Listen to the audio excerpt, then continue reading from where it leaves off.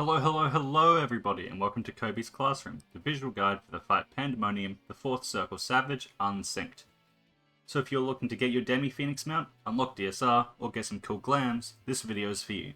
So without further ado, let's get started. For this fight, we're going to use a 1 healer 7 DPS setup. This is so we can try and skip all the hard mechanics. We do need 1 healer though, otherwise one of the 2 mechanics we do see gets real messed up. So the fight begins with Decolation, a raid wide that we can just heal and mit through. Then we get Blood Rake. The boss will tether all players of 1 role. The role that gets this first tether can't take a tether mechanic a bit later. Etheric Clamor stores this for later. The boss will then tether again. The role that gets this tether is unable to take a rot debuff later. Etheric Clamor stores this too. This is the good pattern where the healer got both of the tethers. The bad pattern would be if the DPS got both.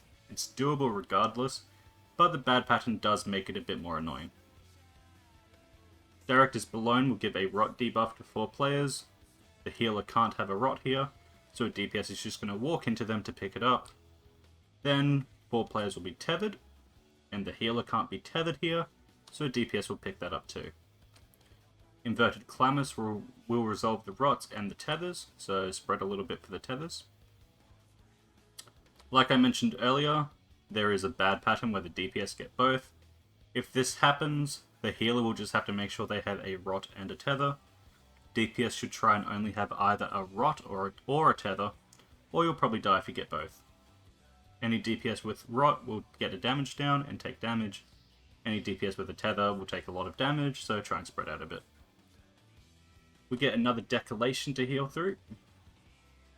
Elegant Evisceration is a double tank buster on the main target.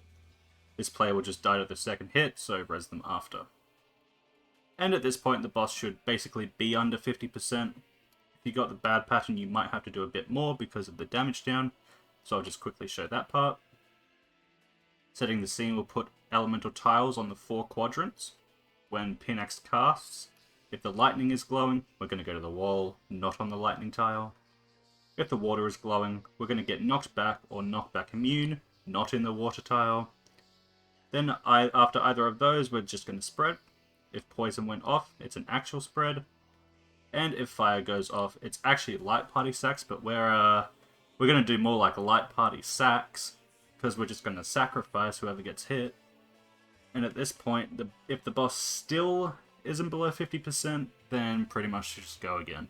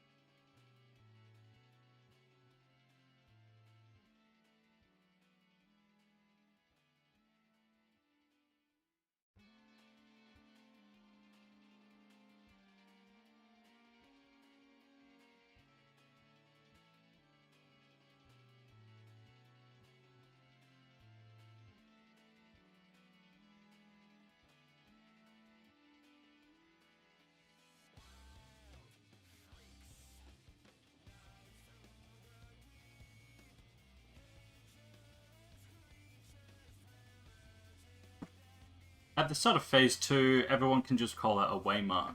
This is where towers will spawn a bit later. Your waymark is your tower. The fight starts with Searing Stream, a raid wide to heal through. Akanthai Act 1 will show some AoEs and towers.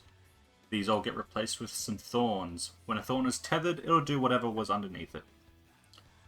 We get another Searing Stream.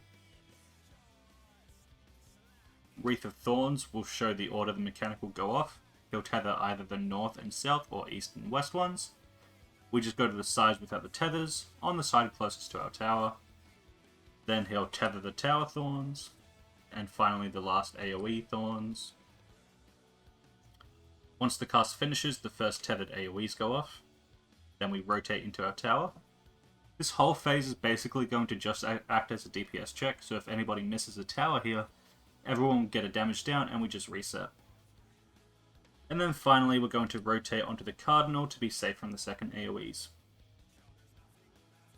Near sight will target the 2 closest players with tank busters, preferably 2 melees will take this. Far sight will target the 2 farthest, ranged should take this. Use the mitts for these. If you find out you don't have enough HP to survive because of lower item level or something, just make sure you're not the closest or furthest. Act 2 will spawn more AoEs and towers, and again replace them with thorns. Demigod Double is a double tank buster stack, but you can just have everyone stacked for this and mitt. Again, if you discover you don't have enough HP to live, just don't be in the stack. Wreath of Thorns will start doing tethers again. You only really need to pay attention to the first north or east tether. If the first north one is tethered to the left thorn, or the first east one is tethered to the right thorn, we're going north. If it's the other way around, we're going to be going east. At the end of the cast, everyone will get tethered together and get some orbs above their head. This is the mechanic that we're just going to try and skip by having the boss die before any of this goes off. Dark Design will bait some AoEs under each player. Everyone should just stack in the middle. Then when the AoEs come out, we're going to move north or east depending on what the pattern was. We need at least one person on the left hand side to soak the Tower Thorn. Just don't be too far left because there are AoEs. Then we're going to rotate clockwise to the next Cardinal, and this is where the tethers will go off, wiping the raid. So you need to kill it by this point. It's not too difficult of a DPS check, but if you are a bit undergeared you might struggle. If you are dying to this, try food and pots for that bit more damage.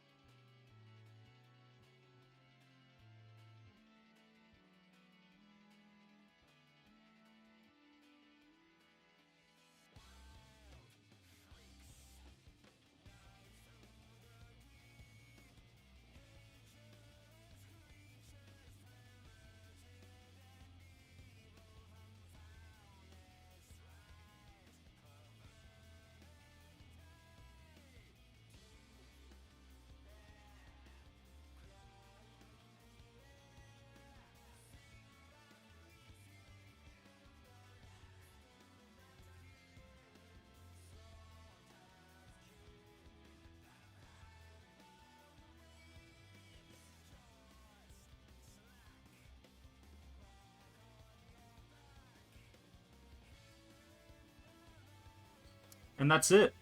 I hope this video helped you out. If you like this video, you can leave a like, comment, and subscribe. You can follow me on Twitch or Twitter at BigHobieLive. Do I have to call it X now? Whatever, let's just slap this on there. And I'll see you all in the next one. Peace.